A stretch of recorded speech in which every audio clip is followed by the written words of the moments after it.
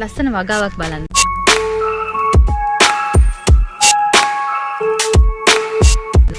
එන්න චූටි යාළුවෙක් චූටි ඉන්නවා චූටි යාළුවෙක්.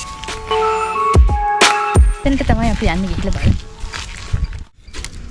ඔන්න තියෙනවා වගාව. ඉතින් රතු ලුණු. මිරිස් පොඩි පැලනේ. මිරිස් පැල තියෙනවා මේ පැත්තේ.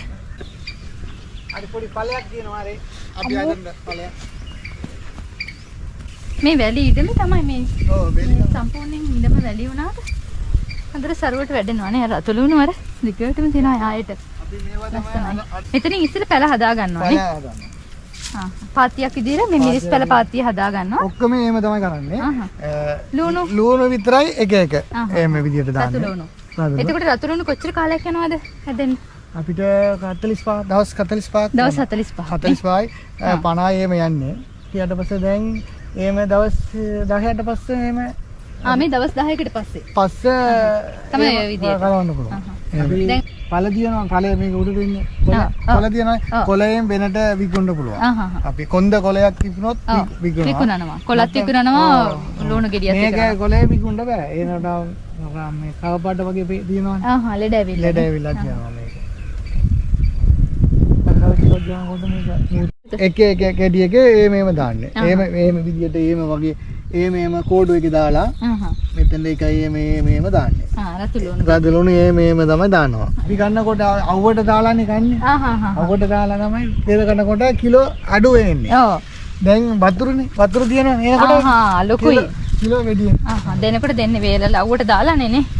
දාලා වේලලා. මම ඒක කලවල පෙන්නන්න බලන්න. මේ තියෙන දවස් 10කට පස්සේ. මේ කෙනකොට අපි මේ තියෙනවනේ. ඔව්. මේක අපි කලවනකොට මේ වගේ මේ එතන අපි දාන්නේ එකයි එක පොඩි දානකොට 1 2 3 4 එහෙමම ලොග්ගට එනවා. එහෙම විදිහට එන්නේ. වෙනකොට දෙක කිලෝ බෙඩියෙන් ගන්න පුළුවන්. අර චූටි අලේනේ තියෙන්නේ නේ. ඔව් චූටි අලනකොට ලොග්ගට එනවා. පොඩි. ඔව්. අර ඒ පැලේ හදාගන්නේ කොහමද? ඵලයේ මේක නිකන් මේ පොඩි ඵලයක් මේක තියෙනවනේ. ඔව්. කඩේ වලට අවුවට දාලා ගන්නවා. ආයි පස්සේ මේක අපි මෙතන එක මේ විදියට ඔය කිව්වා. මේකෙත් දාලා එක අදනවා. තියෙනවා. මේක කරනකොට හරි. ඒක පැලෙන් තව පැල පහක් විතර එතනින් එනවානේ. අතන එකයි ෆොටෝ ලොග්ගට වෙන්නේ. දැන් ඔක්කොම අපි මෙතන කිලෝ 10ක් ඇදුවන්ඩා. අපි ඔක්කොම හදන්න පස්සේ කිලෝ 10ක් එනකොට මේක කිලෝ 100යි 200යි එහෙම එනවා. ලුණු කිලෝ ගානකින් 10ක් දැම්මුතින් කිලෝ 100ක් 200ක් විතර ප්‍රමාණයක් මෙතනින් පගාව ගන්න පුළුවන්. ඉතින් මෙන්න මේ වගේ මේ හරිම ලස්සනයි මෙහි. මේ බණ්ඩක පැල තියෙන කම්බන්නක හැදිලා නැහැ මේ ඉඩමේ තියෙන.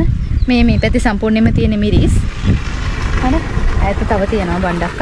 ඉතින් ලොකු ආදායමක් මේගොල්ලෝ අමතර ආදායමක් නෙමෙයි හොයාගන්නේ. රැකියාවක් කරන ගමන් රජයේ රැකියාවල් කරනවා, පෞද්ගලික රැකියාවල් කරනවා. ඒ කරන ගමන් තමයි මේ සියලුම දේවල් කරගන්නේ. මේක දැන් කිලෝ අපි එක අnder කියනවා කිලෝ එනකොට 50යි.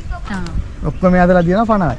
මෙතන කිලෝ 50ක හදලා තියෙනවා. එතකොට මෙතන කිලෝ 50ක මේ ලුණු පැල ප්‍රමාණ කියන්නේ බරාණුව කිලෝ 50ක මෙතන ලුණු වගා කරලා තියෙනවා නම් එහෙම මෙතනින් කිලෝ 300ක විතර ප්‍රමාණයක් වගාව ගන්න පුළුවන්. ඉතින් ලොකු ආදායමක් හොයා ගන්නවා මේ. අමතර ආදායමක් විදිහට තමයි මේ හැම දෙයක්ම කරන්නේ. මේ ලුණු ඔක්කොම ගලවලා ආයෙමත් කොළ කපලා වෙනම ලුණු වෙනම අවුවේ දාලා වෙනම ලුණු ගන්නවා. ඔය විදිහට තමයි ලුණු වගාවත් මෙහෙදි වෙන්නේ.